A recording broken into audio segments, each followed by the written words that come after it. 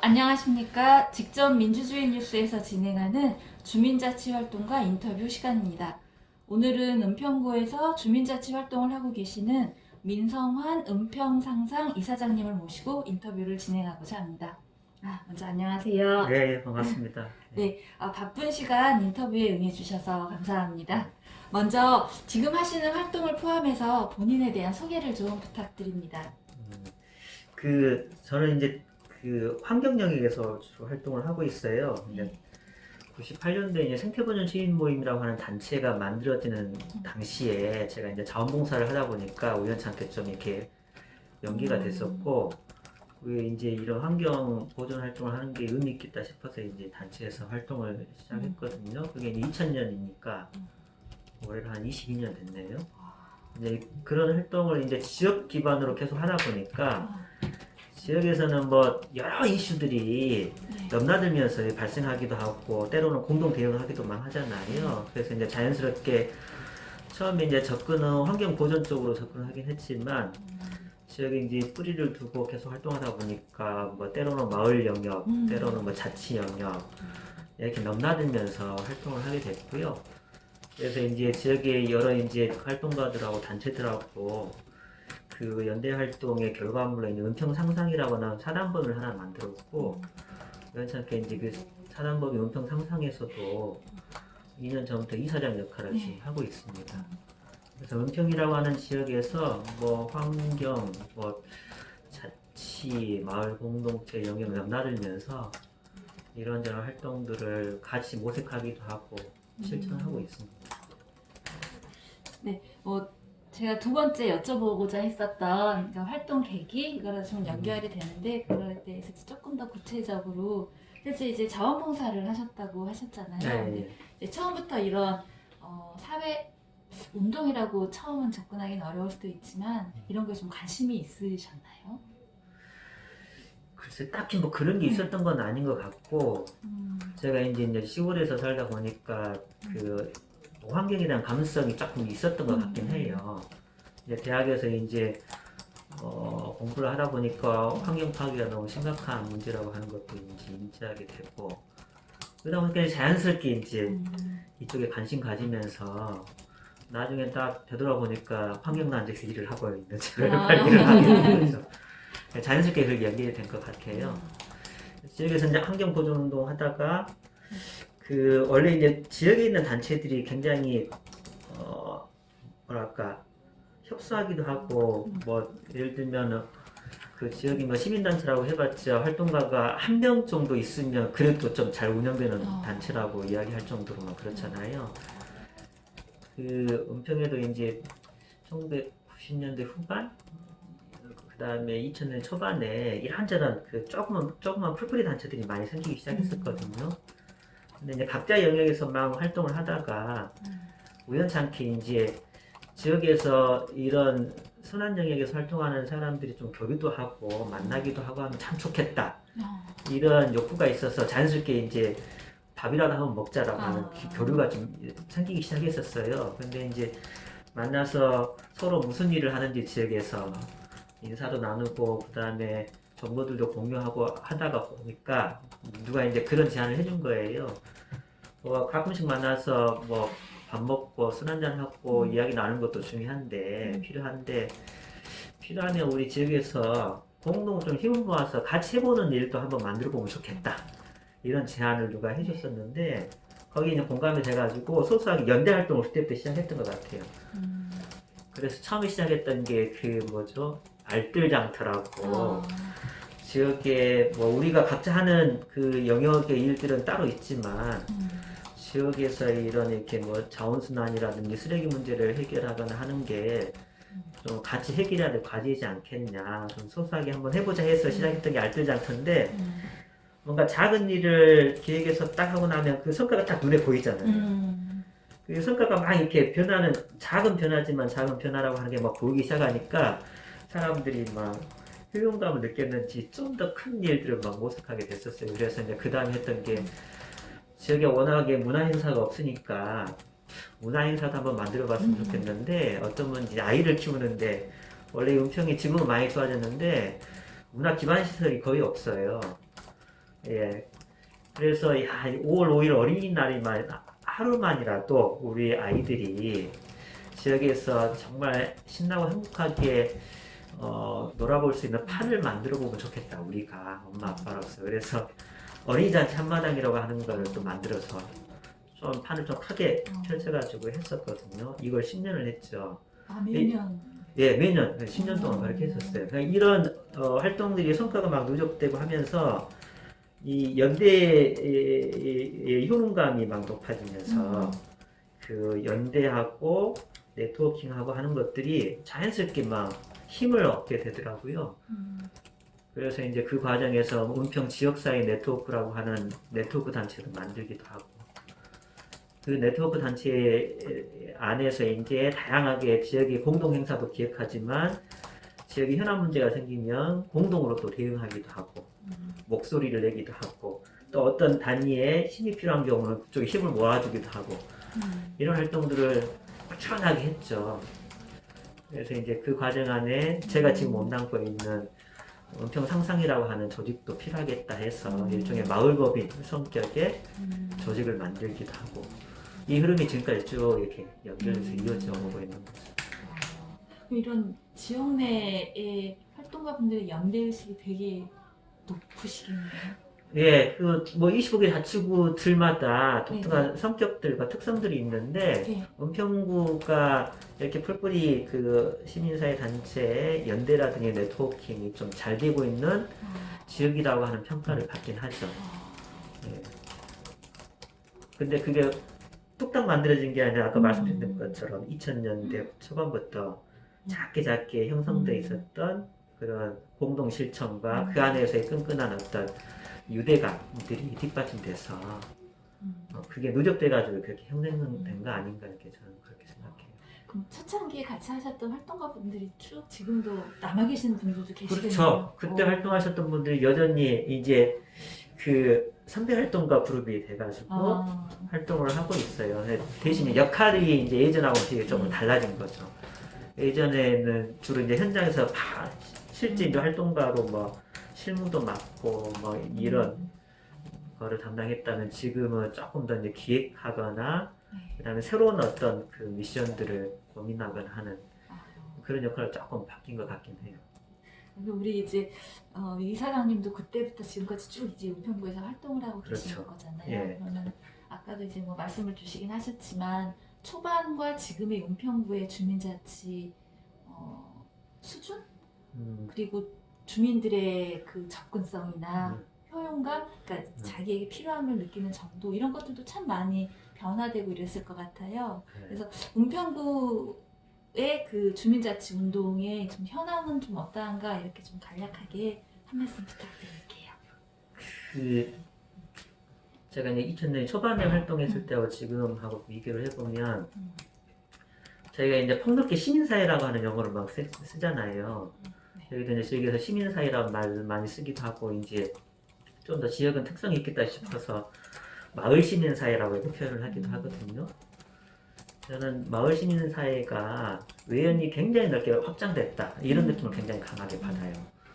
과거에는 주로 이제 그 아까 말씀드렸던 우리 전통적인 NPO라고 하는 비영리 조직, 비영리 단체 중심으로 뭔가 아까 말씀드렸던 자치, 마을 공동체, 지역의 환경 보존, 인권 문제, 장애 문제 이런 것들을 언급하고 다루었었다면 이 한 20년의 세월 동안 여러 가지 어떤 정책의 영향이 있을 수도 있고 아니면은 풀뿌리 이런 운동들의 성과일 수도 있을 것 같고 이런 게 누적되면서 이게 이제 동단위까지 이런 마을 시민사회 시민이라고 하는 관점과 그런 영역에서 지향하는 가치들 예를 들면 뭐 자치 뭐 자기 뭐 공동체 이런 것들이 굉장히 수용성이 높아졌고 내재화되고 확장된 측면은 분명히 존재하는 것 같다 이런 건 느껴요.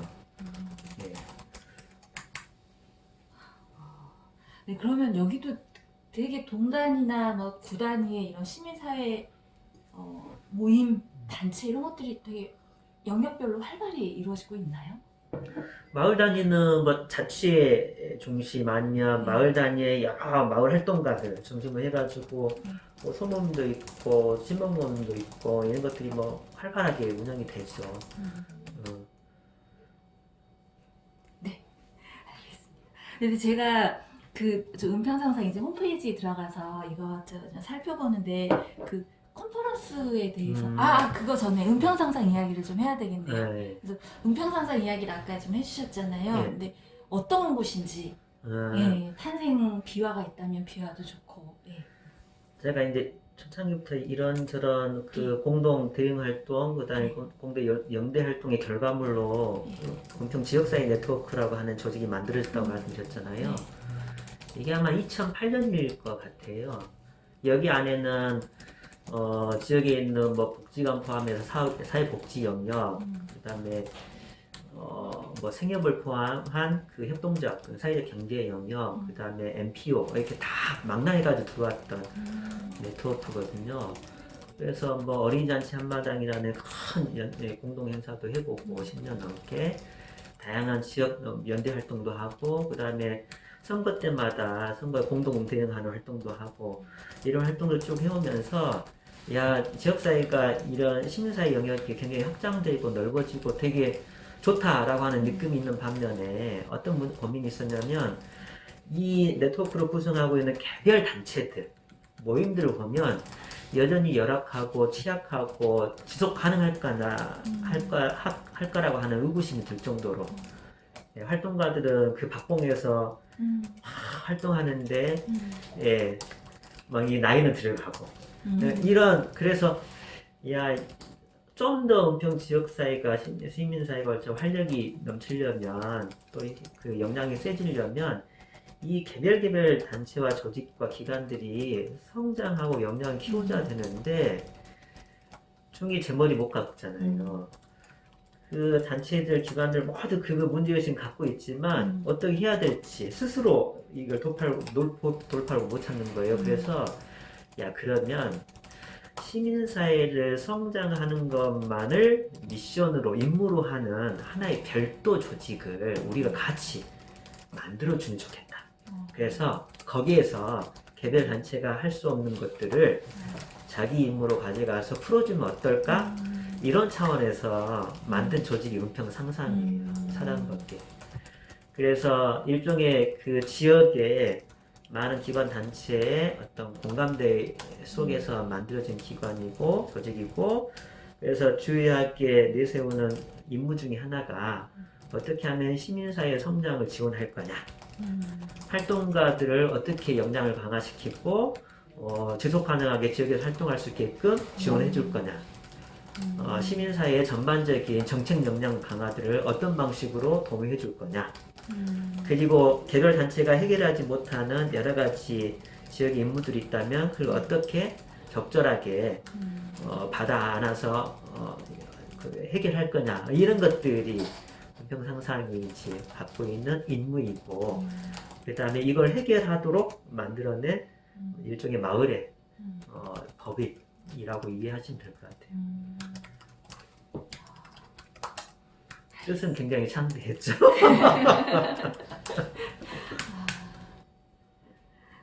실제 그 은평구의 주민자치 운동을 이끌어 나가는 주체들을 좀 키워내는 역할이었다라고 이해를 그렇죠. 하는데. 그런 역할을 하고요. 그래서 구체적으로는 이제 이제 박원 시장 들어오시면서 주요하게 내섰던 그 핵심 정책 중에 하나가 마을 공동체, 뭐 주민자치 이런 것들이었잖아요. 그래서 그 정책을 수행하는 중간 조직을 만드는 전략이 있었던 거고, 보통은 그런 거는 민간력이 훨씬 잘한다고 해서 위탁하고 막 했었는데, 은평 같은 경우는 아주 적극적으로 은평 상상이 마을 공동체 지원센터도 위탁받고, 그 다음 지금은 없어졌지만 주민자치 지원단 이 정책 사업들도 위탁받아서 거의 5, 6년 가까이 지역의 동단위에서 마을 공동체가 활성화될 수 있게끔 그 다음에 주민자치가 빠른 시간에 안착할 수 있게끔 굉장히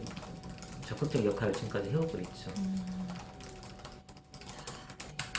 그러면 그런 면에서 은평상상 컨퍼런스도 좀 상황이 지금 매년 이렇게 개최를 하고 계시다라고 이해를 하면 될 것 같은데 네. 어떤 은평상상 컨퍼런스는 네. 저희가 이제 아까 그 공동 행사로 어린이 잔치 한마당 10년 네. 하고 나서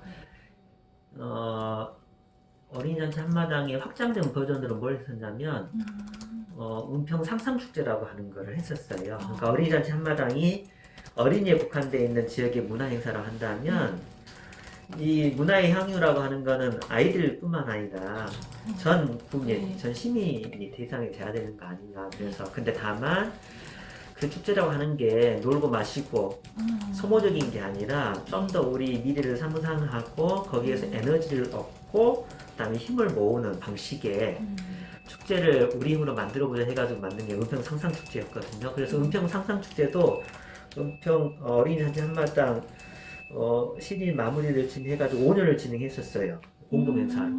굉장히 큰 행사였었거든요. 예. 근데 네. 이제 이 은평 상상축제는 네. 어떻게 하다 보니까 은평구에 네. 전체 구 축제로 확장되면서 그렇게 어. 자리매김돼요. 그게 이제 은평 누리축제거든요. 예, 이렇게 좀 연결된 거예요. 이제 이게 일단락되면서 나름대로 좀 더 적극적이고 새로운 형태의 지역의 시민사회의 공동행사를 좀 마련하면 좋겠는데 그때 천착했던 거는 공농장. 이제 공농장이 중요하겠다. 자치가 됐든 마을 공동체가 됐든 풀뿌리 민주주의 실현을 위해서는 주민들이 만나서 자유롭게 자기 이야기를 펼치고 공감대를 만들어내고 또는 토론도 하고 하면서 이런 의제들이 중요한 핵심 이슈들이 지역에서 막 넘나들 수 있는 자리가 이제는 필요하겠다. 이런 판단을 가지고 야 이거를 컨퍼런스라고 하는 형태로 담아내면 좋겠다 해서 그것도 2015년인가? 그때 시작한 거죠. 그러니까 올해 7년 된 것 같아요. 그래서 은평 상상 컨퍼런스는 아까 말씀드렸던 그 특성을 갖고 있는 프로그램을 보시면 돼요. 누구나 참여해서 자기 이야기들을 나눌 수 있는 공론장이. 그럼 좀 주민들의 참여 정도는 좀 어떤 이게 좀 그 인식도도 변화가 좀 있을 것 같은데. 보통 이제 저희가 그 컨퍼런스 운영하게 되면 네. 지역의 여러 기관 단체 모임들한테 추진단에 들어오라고 요청을 드려요. 그러면 대략 한 40개 가까이 되는 기관 단체 그다음에 모임들이 들어와서 추진단을 구성하고요.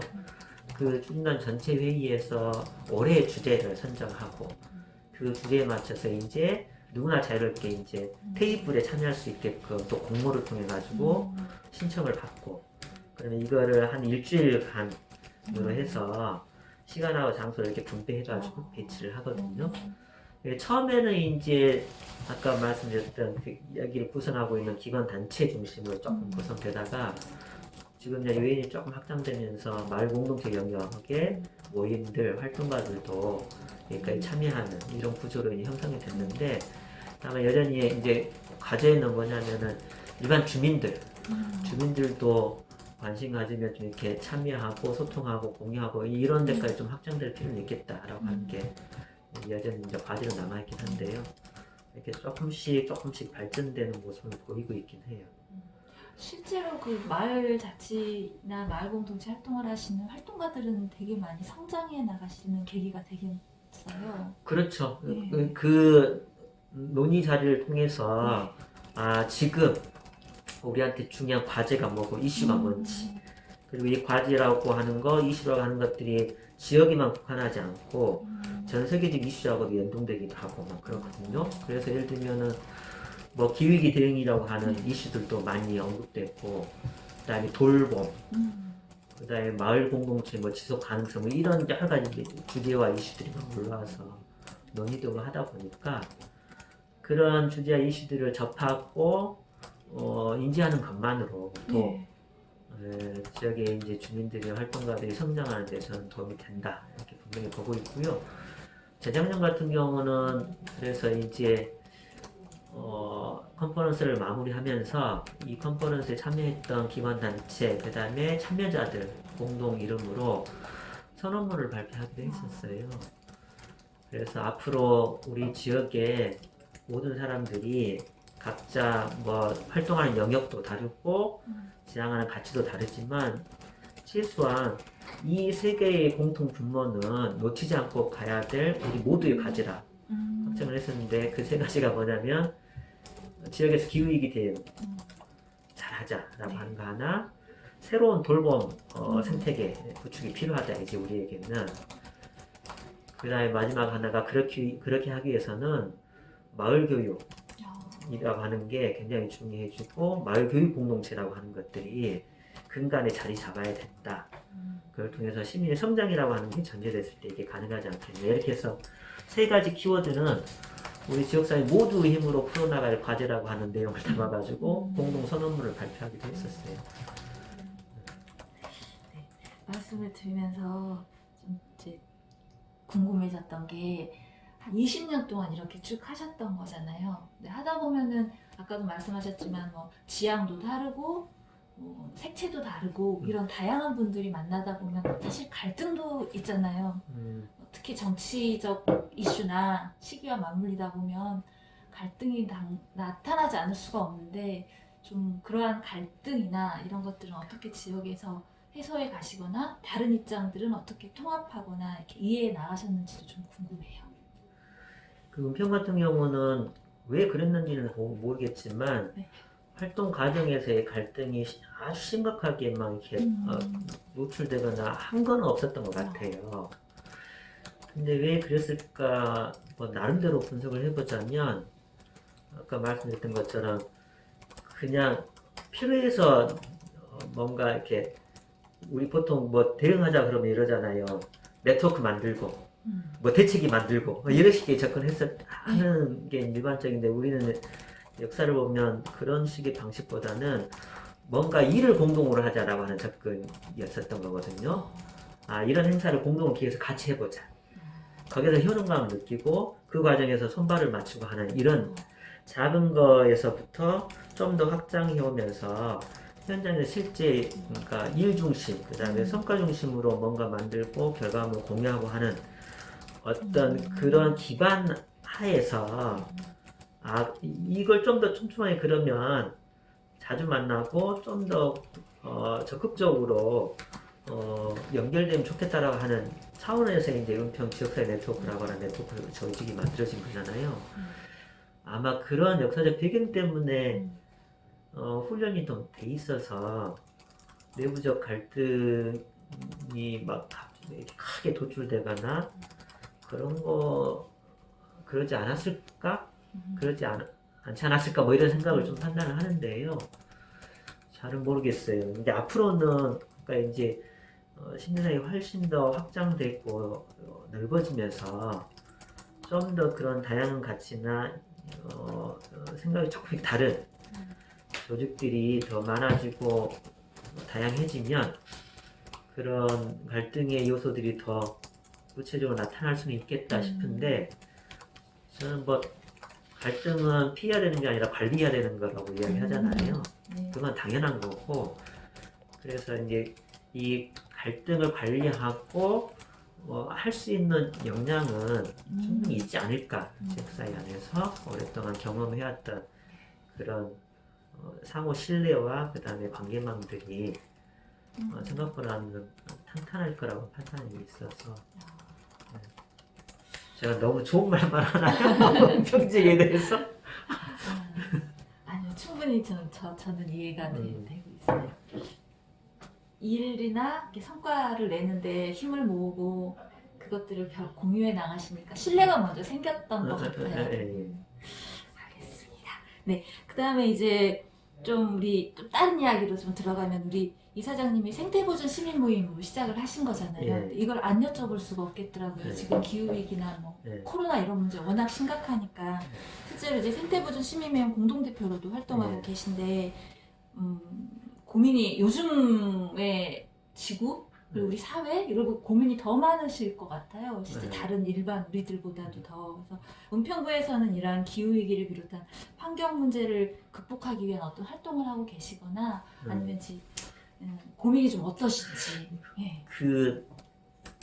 이게 이제 코로나 터지고 나서 여러 가지 변화가 좀 있었던 것 같은데 그 중에 하나가 제가 보니까 코로나 이전하고 이후하고 기후위기를 바라보는 시각이 확 달라진 것 같아요. 그전에는 막 떠들고 다니고 기후위기 문제 이렇게 막 이야기해도 체감이 안 됐었는데 어, 이제 코로나 터지고 그다음에 코로나도 기후위기 문제 그다음에 생태계 파괴가 굉장히 밀접하게 연동돼 있다라고 하는 이런 관점의 이야기를 드리고 하니까 이게 이제 체감이 막 좀 되시는 것 같고 그다음에 그 과정에 이제 막 전 세계적으로 여러 가지 이상 기후들이 막 발생하는 것들이 겹쳐지면서 지금은 거의 한 10분 중에 뭐 9분 이상 거의 대부분이 기후위기 문제 심각하고 뭐라도 해야 되지 않냐라고 하는 정도의 정서와 공감대는 동단위까지도 막 있는 것 같아요. 그래서 그런 흐름들을 받아 안아서 이제 마을 공동센터를 중심으로 해서도 마을 단위에서 기후위기 되면 어떻게 해야 될 거냐고 하는 걸 끊임없이 고민하고 여러 가지 뭐 기후위기 대응 탄소 실험실 뭐 이런 방식으로 여러 가지 활동들을 해나가고 있어요. 우리 이제 구 단위에서도 마찬가지고 그래서 이제 몇 가지 사례를 드리자면은 은평구의 그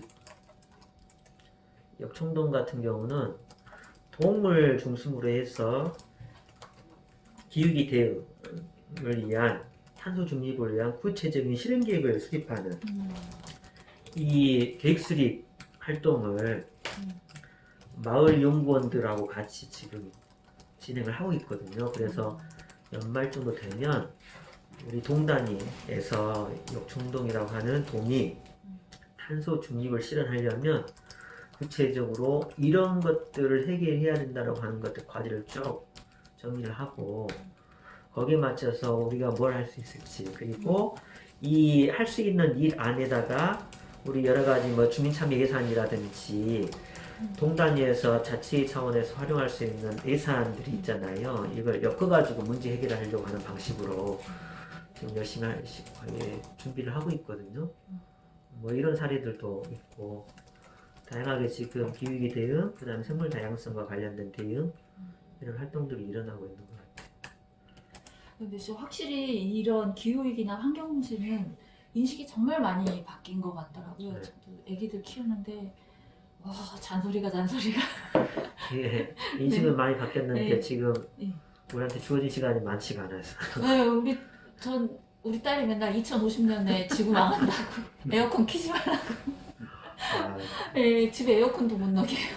어, 그래서 맨날 그런 소리를 들어요. 그래서 궁금해가지고. 네.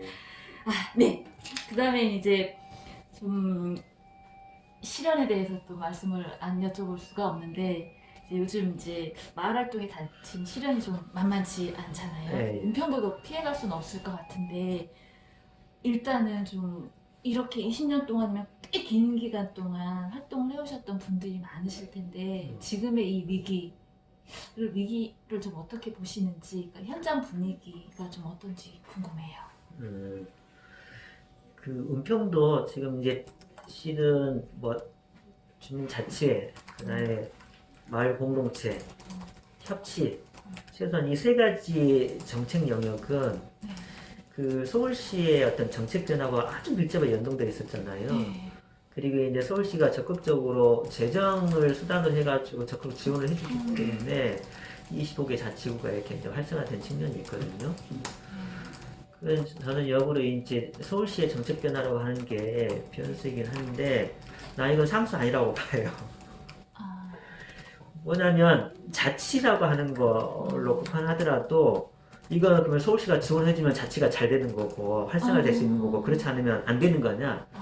그럼 자치라고 볼 수 없는 거지. 저는 이렇게 판단하는 거예요. 협치도 마찬가지예요. 우리가 서울시하고 협치하려고 했던 거 아니잖아요. 은평구 안에서 은평구라고 하는 행정과 네. 시민사회가 협치를 하자라고 했던 거예요. 지역사회를 지속하는 게 만들기 하기 위해서. 그러니까 서울시의 정책 변화는 상수가 아니라는 거예요. 네. 그래서 만약에 그리고 이제 원래 이 서울시의 정책도 일몰제였었잖아요. 마냥 지원하는 게 아니라 어떤 선까지 지원을 할 테니까 그 사이에 지속 가능성을 확보하라고 하는 거였잖아요. 설계 자체가. 저는 그게 좀 빨리 당겨졌다고 생각하는 거고요. 오히려 지금이 저로의 혹이고 그 다음에 우리 그린워싱이라고 하는데 예를 들면 협치워싱, 그 다음에 뭐 자체워싱이 드러나는 시기일 거다. 그동안은 어쩔 수 없이 그냥 뭐 예산 좀 짜오려고 그냥 외연으로만 협치를 구청장들이 이야기했는지 정말 진심으로 협치가 자기 철학, 정치에 굉장히 정책에 중요한 핵심 가치이기 때문에 그렇게 했는지가 완연하게 드러나는 시기일 거다. 이렇게 판단하거든요. 그래서 그런 맥락에서 계속 지역사회에서도 은평구에도 요구하고만 그래요. 서울시가 뭐 예산이 지원이 안 된다고 그러면 은평구 자체 예산을 확보해야 되는 거 아니냐 이렇게 보는 거죠. 그래서 그렇게 계속 요구하고 있고 자치도 그렇고 협치도 그렇고 마을 공동체도 마찬가지예요. 우리 자체 힘으로 이게 지향해야 될 가치고 핵심 가치라 그런다면 이제 우리 힘으로 온전하게 만들어서 지역의 고유한 문화를 만들어내자라고 하는 관점으로 계속 대응을 하고 있고 목소리 내고 있고 그래요.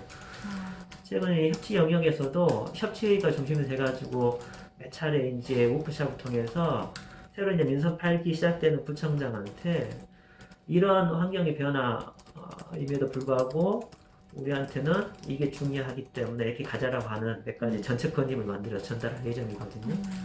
거기 안에 아까 말씀드렸던 그런 문제의식과 관점이 녹아 있어요.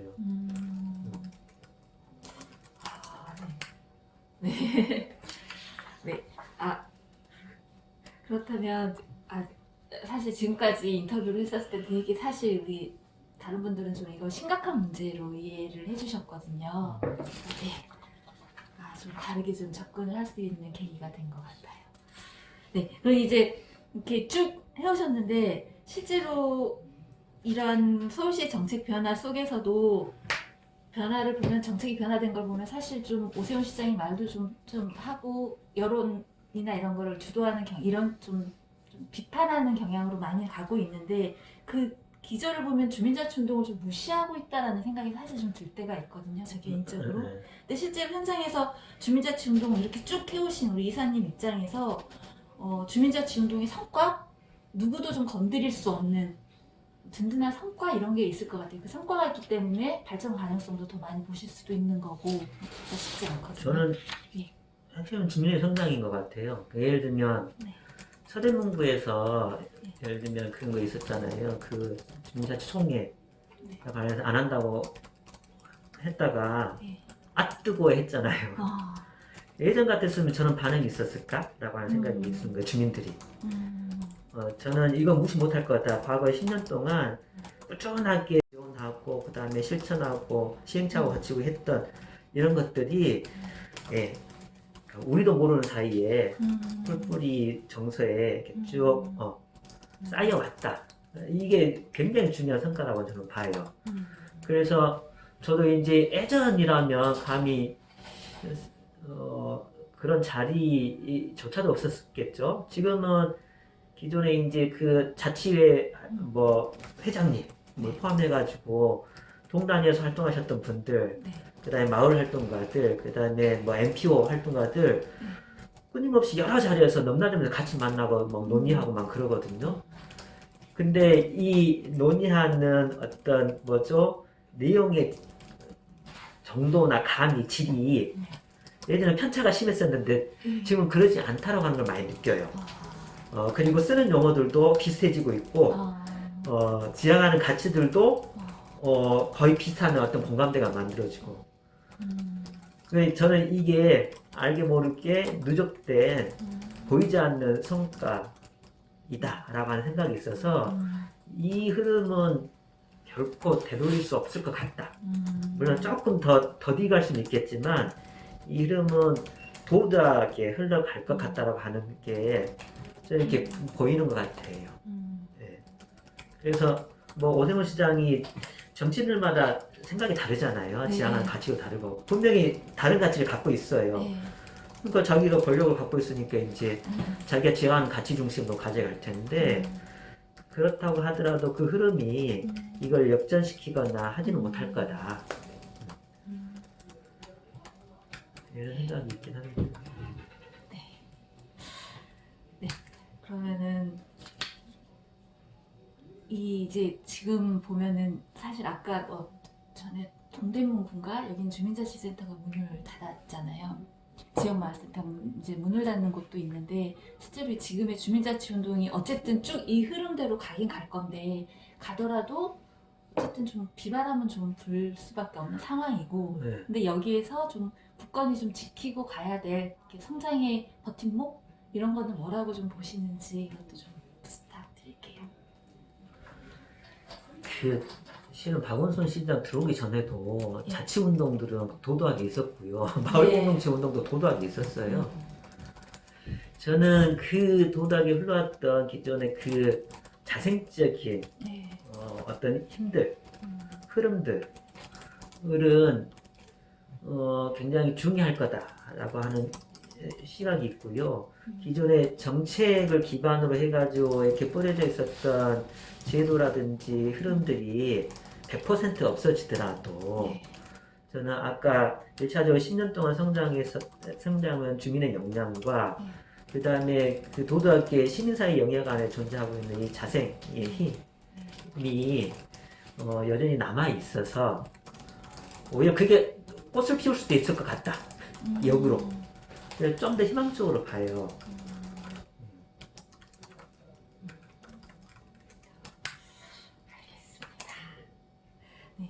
이건 또 조금 다른 이야기일 수도 있는데 요즘 이제 대의 정치의 대안으로 이제 지역 정당에 대한 지역당, 예. 네, 관심이 높아지고 있는데 특히나 은평구에 이제 민들레당이 맞아요. 있잖아요. 민들레당 그래서 지역 정당에 대해서 좀 어떻게 생각하시는지 요즘 지역 정당 고민을 좀 많이 하시는 것 같더라고요. 안 그래도 저기 한 달 네. 전에 그 은평 민들레당 관계자들하고 네. 같이 만나서 뭐 이런저런 이야기 나누기도 했고 연대에서 적어도 이제 은평의 지역 민들레당과 환경 생태 기후위기 이슈에 훨씬 더 민감하고 관심을 많이 가져요. 그래서 저희 생태보전 신문회와 같이 해볼 수 있는 풀뿌리 활동들을 좀 공동 기획해보자 이렇게 이야기를 좀 나눠봤었는데요. 여하튼 지역 정당, 지역당의 필요성과 그다음에 그게 지향하는 이제 문제 제기는 뭐 설명드리지 않아도 다 이해하실 것 같고 그 문제 의식은 여전히 유효하다라는 생각은 있어요. 근데 이제 이게 궁극적으로 풀리려면은 그 정당 법이 개정되거나 이렇게 해줘야 되잖아요. 그래서 그런 방식의 제도 안에서의 어떤 그 해결해야 될 과제가 분명히 존재하는데 저는 그거 못지않게 당이라고 하는 게 훨씬 더 지역에 참착하면서 풀뿌리 변화를 견인하는데 중요한 역할을 해야 되는데 기존의 정당들은 그렇게 못 해내거든요.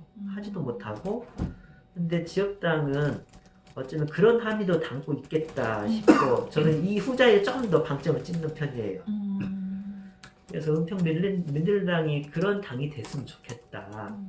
제도권 안에는 인정받지 못하는 당이지만 실제 지역의 정산에서는 민주당이나 뭐 기존의 정당들보다 저 민들레 지역당이 훨씬 더 우리한테 필요하고 우리에게 용인하고 우리의 실생활 변화에 도움 주는 당이야 라고 하는 느낌을 받을 수 있게끔 그렇게 인정받을 수 있게끔 그게 목표가 됐으면 좋겠고 그런 차원에서 지역당들이 10년, 20년을 내서 그 활동을 해주면 좋겠다 이런 생각을 좀 느끼게 돼요. 네, 알겠습니다. 지금까지 인터뷰에 이렇게 코로나 후유증에 불구하고 좋은 말씀 많이 해주셔서 정말 감사합니다. 예, 고맙습니다.